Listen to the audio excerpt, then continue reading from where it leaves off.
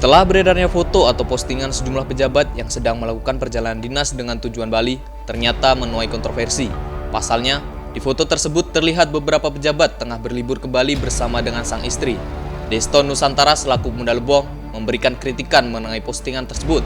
Bahkan hari ini, Selasa 22 September 2020, dirinya telah melayangkan surat perihal aspirasi dan pengaduan masyarakat ke Sekretariat DPRD Lebong.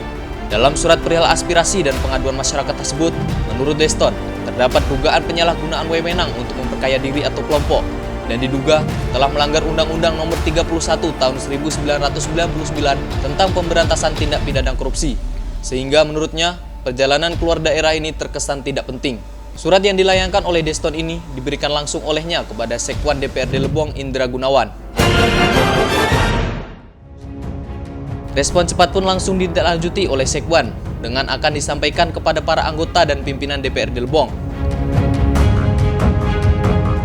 Saya sebagai masyarakat, sebagai warga, dalam situasi sulit seperti ini, mereka terkesan jalan-jalan ke Bali, itu terkesan. Nah, dalam hal ini, banyak hal seharusnya yang mereka pikirkan menyangkut masalah pandemi untuk mengatasi kesulitan-kesulitan keuangan daerah.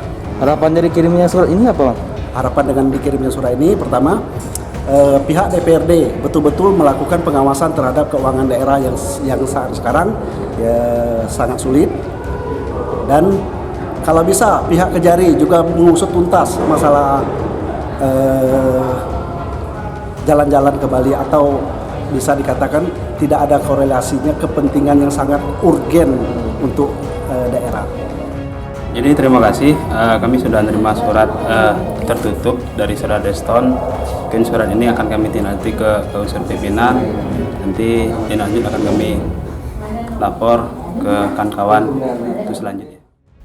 Dalam materi surat tersebut dibeberkan oleh Deston, ada 6 catatan yang harus dipertimbangkan dalam permasalahan perjalanan dinas. Ke-6 poin tersebut diantaranya menyangkut apa urgensi kegiatan keluar daerah tersebut. Selain itu, dipertanyakan kenapa dalam kondisi pandemik tidak dilakukan rakor tentang penguatan kesehatan masyarakat atau penyelamatan keuangan daerah.